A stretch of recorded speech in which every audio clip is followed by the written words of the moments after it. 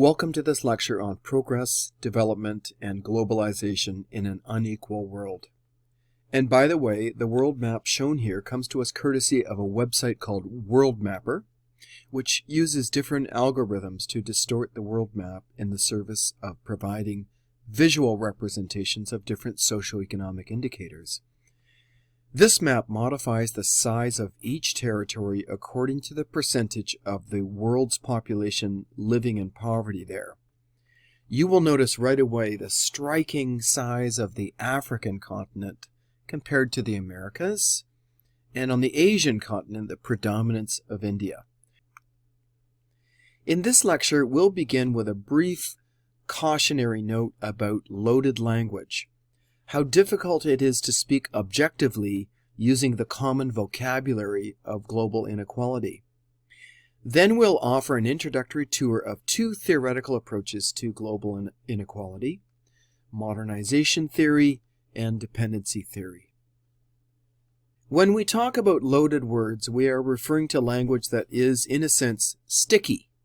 Try as you might, loaded words carry with them connotations that may obscure more than they enlighten. This is in fact the case with progress, development, and globalization, three words that are commonly used to discuss global inequality, but which are often unhelpful because of the ideological weight that they carry. What each has in common is the involvement in a discourse, a way of speaking and thinking that is often a justification for certain relationships of power. When we talked about globalization recently in seminar, we acknowledged that the use of globalization as a buzzword is often implicitly speaking from the point of view of the benefactors of the forces it refers to, not the victims of it. In a similar sense, it is extraordinarily difficult to speak of progress or development in a way that is objective and grounded in reality, because both words are overloaded with positive connotations. How could progress be anything but a net good? Who would oppose development? One of the tasks at hand, from a sociological perspective then, is carefully unpacking the assumptions behind each word and then proceeding with caution. One thing that is really clear is that we live in a stratified world. Some are enormously rich and many are quite poor. And if you think back to the world map at the beginning of this lecture, poverty is much more evident in some parts of the world than others, which is why for many years social scientists spoke of the third world versus the first world, or the south versus the north. There are two main explanatory frameworks that attempt to shed light on why some parts of the world are rich and others are poor: modernization theory and dependency theory. Modernization theory was first formulated in the industrialized world in the years immediately following the Second World War and in the context of the Cold War. In the hands of American political economist Walter Rostow, global inequality was seen as due to the technological and cultural differences between rich and poor countries. More specifically, Rostow pointed the finger at what he called the dysfunctional characteristics of poor countries: the wrong kinds of governments, business strategies, even the wrong kind of mentality. In his view, all poor countries must go through the same stages of development, with the final stage being something just like the United States or Europe. So, in other words, modernization is an evolutionary theory. There are several ways in which modernization theory has been criticized, most markedly for its Eurocentrism. In other words, the assumption that capitalist Western countries are the model that everyone else should follow. In a similar fashion, Rostow has been taken to task for his overly simplistic model. The point being that there is no intrinsic reason grounded in evidence that points to a one-size-fits-all attitude to the development of countries. Modernization has also been singled out for its tendency to blame poor countries for their own poverty.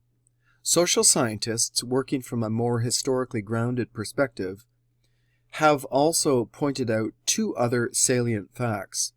One is that wealthier nations have often blocked the development of their poorer counterparts, sometimes through trade barriers. Another fact is that poor countries tend to be former colonies and are still dealing with the consequences of colonialism, which leads us now to dependency theory. Dependency theory differs from modernization theory mainly due to its insistence on understanding global inequality through the historical lens of global exploitation. By the way, the world systems approach of Emanuel Wallerstein is an example of dependency theory. The best way to grasp the implications of dependency theory is by way of historical context. So here we are going to transport ourselves back to the year 1750. I'm going to read you a description of a country in 1750. It was poor, though not without some economic surplus. It was relatively stagnant. It was based on agriculture as its main activity. The mass of people lived close to economic disaster, and unless they were unusually lucky or hardworking, they had little prospect of enjoying an appreciably higher standard of living within their lifetime. The question I want you to ask yourself is, which country is this? Is it India, perhaps, or Nigeria? It is actually Britain in 1750, at the very beginnings of the Industrial Revolution that would transform it. Here is a snapshot of the world as it looked in 1750. England was a relatively backwards place where disease was rampant. The economic powerhouses of the world were China and India, which is quite interesting as they are once again 250 years later. The textiles produced in India were considered to be the best in the world. If we take into account all of the countries that would later be called the developing world, they accounted for the majority of global manufacturing. Summing up, what we can see from the perspective of 1750 is, to say the least, unexpected, because it shows us a very different world than we have today. The question of the day is about what happened to the Indias and Chinas of the world. What reversal of fortune would put their paths to prosperity in reverse? The answer can be summed up in two words: imperialism and colonialism. Around the year 1500, some European countries had begun to explore and colonize other parts of the world. But it was the Industrial Revolution in Europe that created a much more powerful rationale for bringing other peoples under their control and economic domination.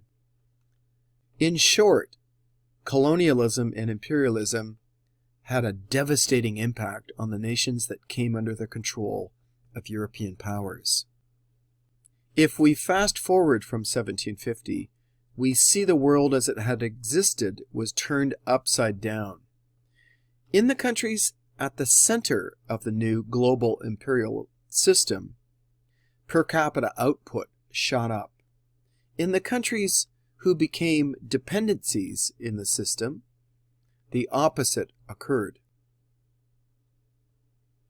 One of the most forceful manifestos of dependency theory was published in 1973 by Guyanese historian Walter Rodney, and in a stroke of brilliance, he subverts the innocuous word development by titling his book, How Europe Underdeveloped Africa. Dependency theory, too, has been widely criticized, mainly because it makes sense of some places namely the poorest countries and regions of the world, but doesn't really fit the experience of others. One notable instance is that of some East Asian countries who share a history of dependence, but who are also experiencing very high rates of economic growth. There's a much rosier view of global underdevelopment and development in the video I have posted in this week's folder by my favorite Swedish statistician Hans Rosling. Make sure you check it out. Thanks for listening in to this lecture.